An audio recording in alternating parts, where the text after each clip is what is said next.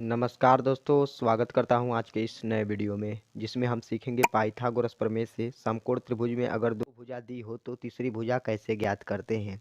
अगर आपको निकालना नहीं आता है तो वीडियो के लास्ट तक बने रहिएगा, आपको पूरा समझ में आ जाएगा। तो आइए अब हम सीखते हैं। तो सबसे पहले हम पाइथागोरस प्रमेय का फार्मूला क्या होता है उसे सीख लेते हैं। तो हमने पहले से ही लिख रखा है, क्या होता है, कर्ण का स्क्वायर बराबर आधार का स्क्वायर प्लस लंब का स्क्वायर। हमने एक त्रिभुज बना दिया है कि कर्ण कौन सा होता है, आधार कौन होता है और लंब कौन होता है। तो मैं आपको बता दूं कि 90 डिग्री के सामने वाली भुजा कर्ण होती है और कर्ण को कैसे दिखाते हैं, और लंब है और ये आधार है। कोण के सामने वाली भुजा लंब है और ये आधार है। लंब डिपेंड करता है कि कोण कौन सा लेंगे। अगर कोण ए लेते हैं तो लंब ए हो जाएगा, आधार ए हो जाएगा, लेकिन कर्ण हमेशा फिक्स रहता है। आइए अब सवाल को सॉल्व करते हैं। तो हमने एक त्रिभुज लिया है, समकोण त्रिभुज है, जिसकी कर्ण कर्ण कितना दिया है, 13 सेंटीमीटर दिया है और लंब दिया है 12 सेंटीमीटर। हमें आधार का मान निकालना है। तो हमने पाइथागोरस प्रमेय पहले से ही लिख रखा है और उसका फार्मूला भी लिख रखा है।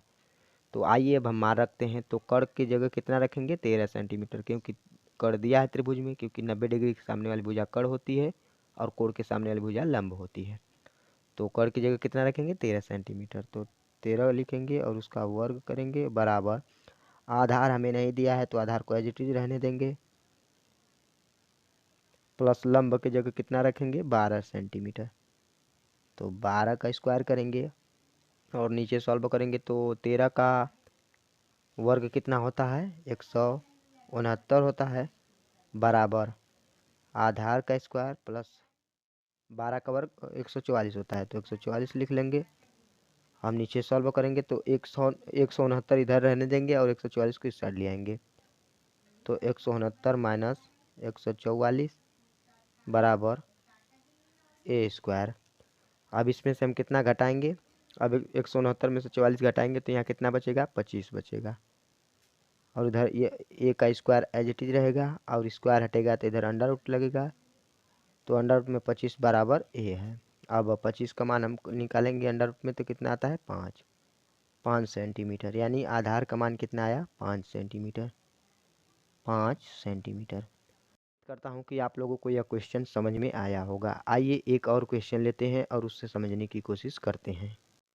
तो हमने एक और त्रिभुज लिया है जिसकी कर्ण भुजा दी हुई है 15 सेंटीमीटर, आधार दिया है 12 सेंटीमीटर और हमें निकालना है लंब। आइए इसे सीखते हैं। तो हमने पहले से ही पाइथागोरस प्रमेय और फार्मूला उसका लिख रखा है, क्योंकि ज़्यादा वीडियो लंबा ना हो इसीलिए। अब मान रखते हैं तो कर्ण की जगह कितना रखेंगे, 15।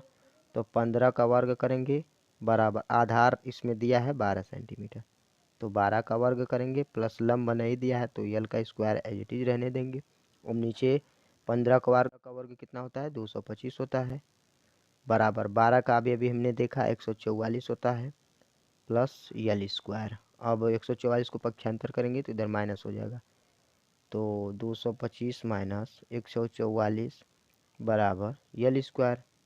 अब इसमें से हम घटाएंगे, 22 में से 14 घटाएंगे तो 8 बचेगा और बराबर कितना है, यल स्क्वायर। स्क्वायर हटाएंगे तो अंडर रूट लग जाएगा 81 पर और बराबर यल। अंडर रूट में 81 का मान कितना होता है, 9 होता है। यानी लंब का मान कितना आया है, 9। यानी यहाँ इसकी भुजा होगी 9 सेंटीमीटर।